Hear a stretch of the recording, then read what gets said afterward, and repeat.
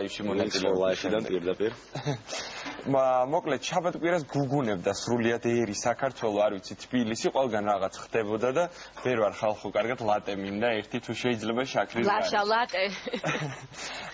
მოდით შევუდგეთ ნელ-ნელა იმის მიმოხილვას თუ რა ხდებოდა ქალაქში თუ მის ფარგლებს გარეთ მომდევნო გასული შაბათ-კვირის განმავლობაში. პირველ რიგში კი ზოოპარკი იყო ძალიან აქტიური, სადაც წიწოვანი ტუის ნერგები დაირგო. გამწვანების საქველმოქმედო აქციას ეკოპროექტის მონაწილე ბავშვები შეუერთდნენ.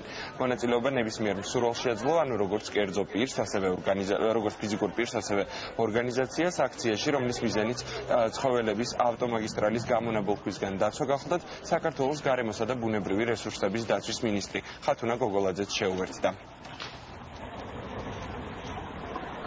ზოოპარკის ტერიტორიაზე დიდი გამოსაცვლებაა, როგორც იცით, გვაქვს გამწვანების აქცია, რომელიც მიზნად ისახავს ზოოპარკის ტერიტორიისა და ავტომაგისტრალის ცოცხალი ღობით გამიჯნას.